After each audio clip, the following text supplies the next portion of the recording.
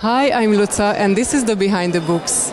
My interview partner today is Janne Teller, the widely celebrated Danish novelist and the writer of the internationally acclaimed Nothing, which is celebrating its 25th anniversary this year. At first, I want to congratulate you for the Grand Budapest Prize. Thank you so much.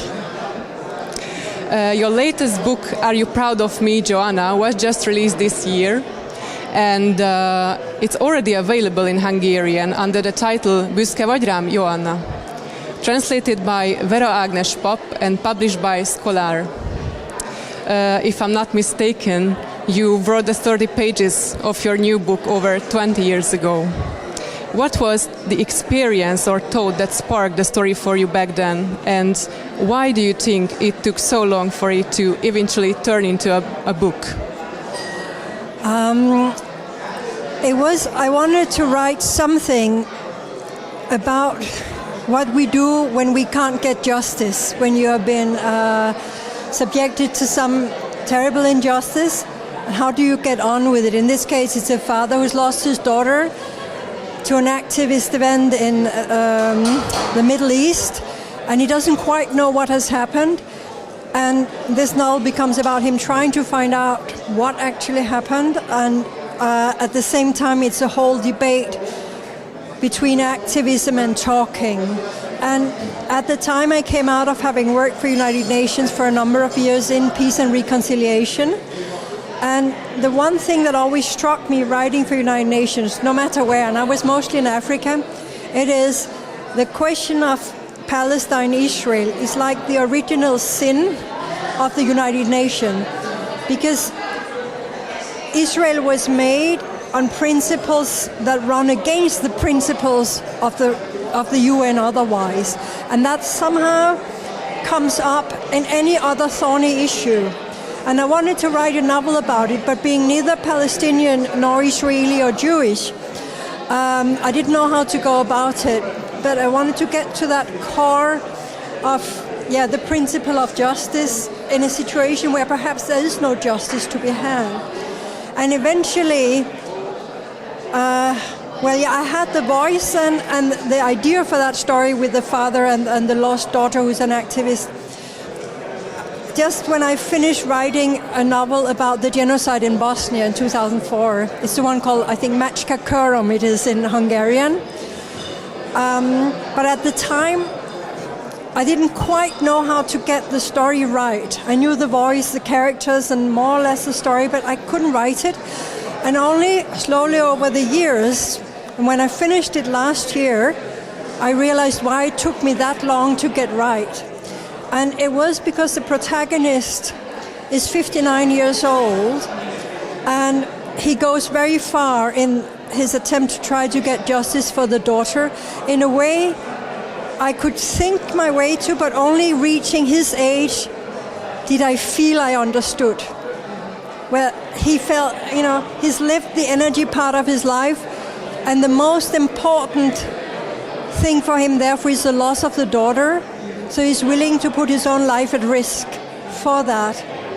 And at least for me, I had to get to his age to fully understand it. So. And you worked as an advisor for the UN and the EU in crisis zones.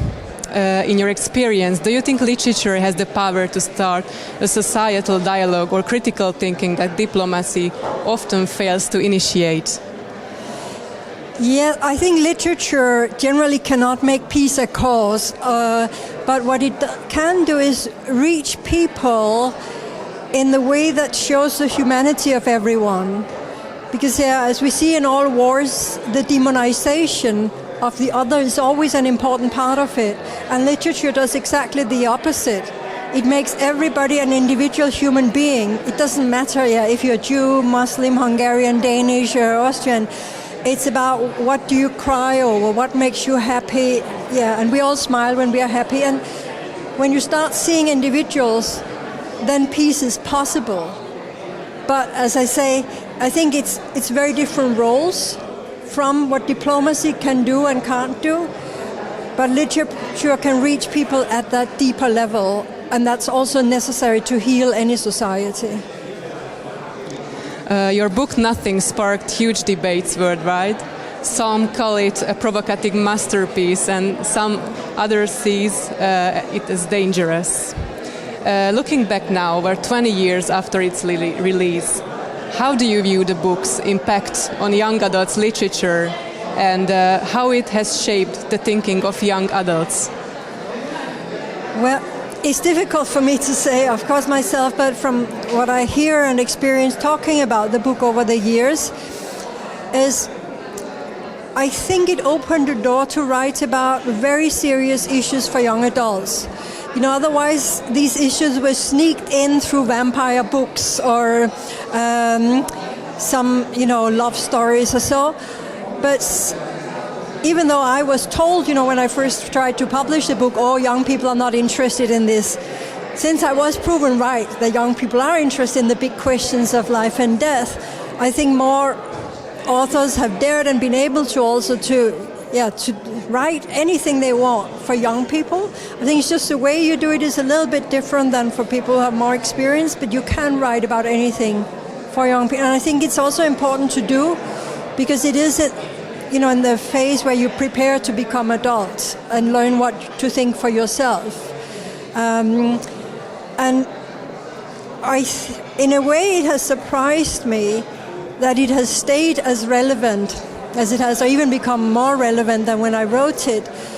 But I think what I see, or when I talk to young people around the world, is they feel so lost as to values at this moment because there's nothing but all this distraction on the internet and trying to become famous. And most of the young people, they somehow do feel that is not where the meaning lies. And they see someone who becomes famous, 5 minutes later they're no longer famous, somebody else comes and becomes a viral star. But they don't know what else to run for. And somehow in Nothing, I address exactly that question. And each one gets somehow an ability therefore to answer it for themselves. It's not a book that tells people this is how you have to think, but it maybe more provides like a roadmap, a possibility of ways to look at things, and they can discuss it with their friends. So I think that somehow it has just hit that, eternal question, and I'm very glad, of course, that it keeps speaking to people. Yeah. And oft after so much travel, gaining experiences, research and writings, what do you believe is the meaning of life, and what do you think is the most important thing a person can do for themselves and for others? Well, now we need a whole night of talk over wine, but to try and say it short, and it actually particularly comes out of what I feel I learned from writing Nothing, because it was my own questions to the meaning of life that I put in the teenager voice. It wasn't that I sat and had the answers. But after writing and discussing it, to me what became clear is, life becomes meaningless when we look in the big perspective, because then Pierre Anton is right. The Earth is 4.6 billion years old and we live maybe maximum 100. So we're like tiny ants in comparison. So it seems meaningless, but we don't live in that large perspective. We live in the here and now. And once you realize you can turn that around, then everything has meaning. It has meaning to stand here and talk, to drink water, to smell the air, everything. And you can just make every moment have more meaning by what you can say, give to it or what you do with it. The important thing is not to live, I think, in the eyes of the other.